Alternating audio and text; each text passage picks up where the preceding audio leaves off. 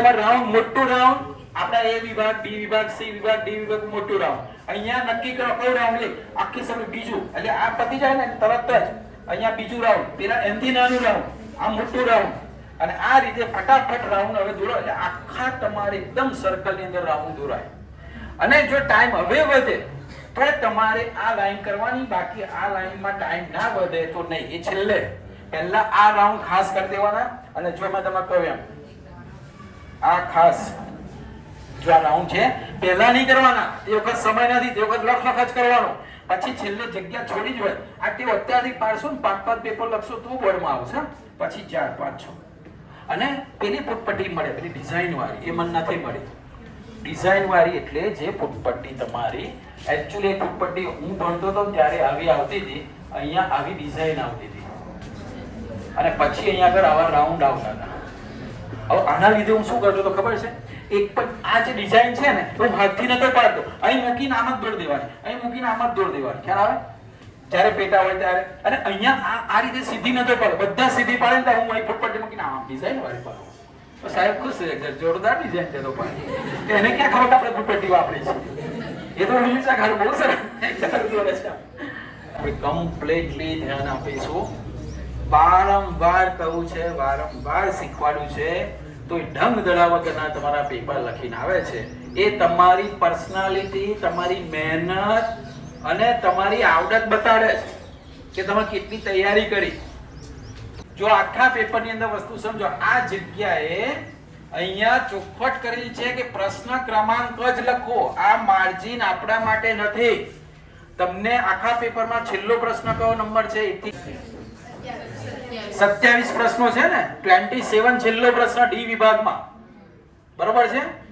તો અહીંયા આખા માર્જિનમાં જેટલા પેજ ભરાય 1 થી 27 સિવાય કોઈ જાતનું ટપકું નહીં કરવાનું. અહીંયા ખાલી નંબર જ હોવા જોઈએ. શું હોવા જોઈએ? કયા નંબર? પ્રશ્ન ક્રમાંક નંબર જ હોવા જોઈએ.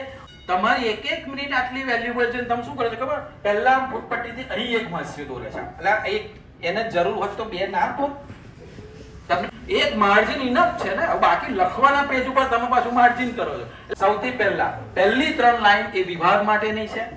બધા 10મા વાળાને વિભાગ છે, 12મા વાળાને વિભાગ છે, ABCD. તો અહીંયા આગળ તમે વિભાગ એક લાઈન ઉપર છોડો, એક લાઈન અહીંથી થોડીક જગ્યા છોડીને એ લખો. રાઉન્ડ નથી કરવાનું. હજુ તમારે પહેલા જે ટાઈમ છે એમાં લખ વખત કરવાનું છે, કશું કર્યા વગર. ખાલી નંબર આપો, લખો. અહીં નંબર 1, રાઉન્ડ નથી કરવાનું. અત્યારે આ જે છે છેલ્લી 5-7 મિનિટનું હું તમને સમજાવું છું. તમે એક લખ્યું બટ આમ રાઉન્ડ કરવા માટે ટાઈમ નથી. વિભાગ અહીં એ લખ્યું, થોડી જગ્યા છોડી. દરેકમાં ટાઇટલ છે. ટાઇટલ બહુ મોટું હશે. 1 થી 12 પ્રશ્નોના જવાબ ટૂંકમાં આપો, દરેકના 2 ગુણ છે, એવું બધું છે. ઘણા તો તમે શરમ આવે આટલું મોટું સરસ ટાઇટલ લખે. તમારું નામ, આનું નામ છે ઉત્તર વહી, આન્સર શીટ. શું નામ છે એનું? અને તમે પ્રશ્નો લખો છો. ટાઇટલ જરૂરી નથી પણ સારું લાગે તો પ્રશ્નોના ટૂંકમાં જવાબ. ચલો લખ્યું. નંબર 1 કરો, એક લાઈન છોડો. આ પણ નથી કરવાનું. અત્યારે ટાઈમ નથી, અત્યારે ખાલી લખાણ. એકમ અહીંયા મૂકો, કમ્પલસરી છે આ એકમ. કોને? જેને 50 માંથી 50 માર્ક્સ આવવાના છે એને જો એક એકમ પણ ના લખ્યો તો એ અડધો કાપી શકે. એટલે આ લખવું જરૂરી નથી 2 માર્ક્સમાં, બરોબર? પણ સમય સારો છે, પહેલી એન્ટ્રી પાડવી છે, એને લાગવું જોઈએ. છોકરો કશું છોડતો નથી. એટલે શરૂઆત, ફર્સ્ટ ઇમ્પ્રેશન પહેલા કસર નહીં કરવાની. પહેલા વિકલ અને વે. ચલો એક લાઈન છોડો, આ લખી નાખેલો 1 માર્ક્સ. આટલાનો 1 માર્ક્સ. પછી તરત દેખાય બીજું આવ્યું, એ અને બી બંનેની સાંદ્રતા બમણી કરતા વેગ કેટલો? બોલો, વેગ 8 ગણો. 2 માર્ક્સ પૂરા. પણ માર્જિનમાં બીજું કશું દેખાય છે તમને? હાલે શું દેખાય છે? એને ખબર પડે કે આ એટલે તમે જ્યારે મિક્સ કરો છો, મિક્સ ત્યાં શું થાય ખબર? તમારો ત્રીજો કઈથી ચાલુ થયો, કઈ પૂરો થયો ને એને ખબર જ નહીં પડતી. તમે પેપરનો ટાઈમ બહાર જોયો, વાંચ્યો? 12મા વાળા ધોરણમાં ક્યારથી પેપર શરૂ થાય? કેટલા વાગે? 3 થી 6:30. સાંભળજો, 3 તમારો જે પાઠ એ પૂરો થાય ને પછી 15 મિનિટ છે. તમે વાંચ્યું નહીં હોય, વાંચજો. જો પાઠ એ આખો પૂરો થાય ને પછી તો તેના પેપર તો તમારા હાથમાં જ હોય ને. આપણા માટે એ 15 મિનિટમાં શું કરવાનું? 5 મિનિટમાં તમે શું લખવાના એની ટીક કરશો પેન્સિલથી. અને 10 મિનિટમાં ડેકોરેશન કરશો ને તોય પૂરા 2 કલાક મળે છે તમને પેપર લખવાના. ખબર પડે છે ને? જે તમે પહેલેથી ટીક કરી દઈશું કે મારે આટલા જ લખવા. હવે એ કયા લખવાના એ બુદ્ધિશાળીનું કામ. કારણ કે 12માંથી તમને 10 આવડતા હશે. કેટલા આવડતા હશે? તમારે લખવાના કેટલા?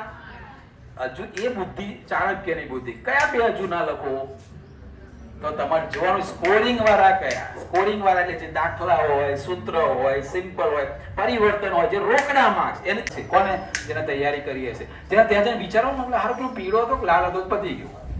પછી ફટ ઉપડે ને તો 2 કલાક તો બહુ, અડધો કલાક વધશે. જેને પ્રોપર તૈયારી, કારણ કે તમે 60 દિવસ પોતાની જાતને પૂરી રાખવાના છો એટલે એવું કાલથી સ્કૂલ નહીં આવવાનું. બાકીનો સમય જે છે એની વાત છે. સમજો આપણે પાછા એટલા બધા ચિંગુસ વિદ્યા કરે છે. આને આમ લખીએ છે. અહીં તો ભરી કે પછી પાછું આમ વળાંક આવે, પાછો હાઈવે આમ આવે, પાછો હાઈવે આમ આવે. તો પૂછા થાય મારે જવું કઈ રહી. હંમેશા ઊભું લખવાનું. અને ફૂટપટ્ટીની કરામાં દઉં છું તો શું થાય? લખ્યું પરિવર્તન, લખ્યું ગુજરાત આઈયુપીએસસી નામ દેખાય છે બધા.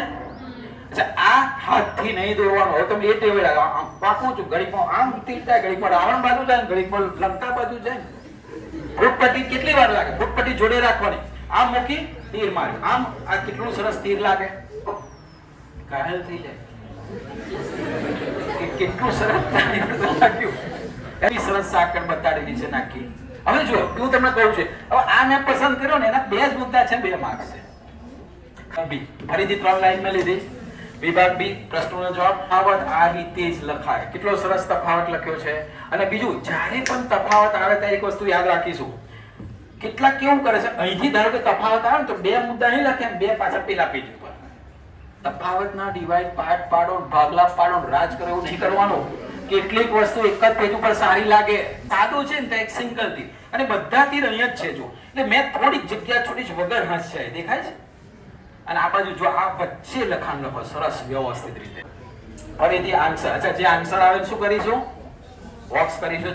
છેલ્લે કરવાનું. અત્યારે જો ગ્રાફ હંમેશા ફરજિયાત પેન્સિલથી દોરવાની, આકૃતિ પણ ડાર્ક પેન્સિલથી દોરવાની, પણ નામકરણ પેન્સિલથી નહીં કરવાનું.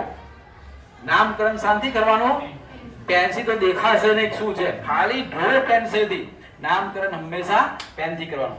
એ લાઈન નથી કરી. હા, હવે જો તમને એવું થાય કે સાહેબ આમાં કેમ આવું તમે આડું લખ્યું? તમે તો ના પાડો છો. ભાઈ ચોખવટ કરી છે. ફિનોલમાંથી એસ્પિરિનના 3 તબક્કા વાંચો. કયા નંબરનો? 17મો પ્રશ્ન વાંચો. શું લખ્યું? તો 3 તબક્કા જુદા જુદા બતાવવા પડે. એકમાં ના ખેંચી નાખવાનો. મેં 3 તબક્કા લખ્યા. પહેલો તબક્કો, આ બીજો તબક્કો અને આ ત્રીજો. કેટલા તબક્કા? અહીં તબક્કા પૂછ્યા. એમને તો કહ્યું કે x y z કોણ છે? તો જો x દર્શાવી દીધો, y દર્શાવી દીધો ને z. એ જણાવજો ચડતા ક્રમમાં ગોઠવવાના છે. કેટલા દાખલામાં આવી ફૂટપટ્ટીથી લાઈન વાપરે છે કોણ?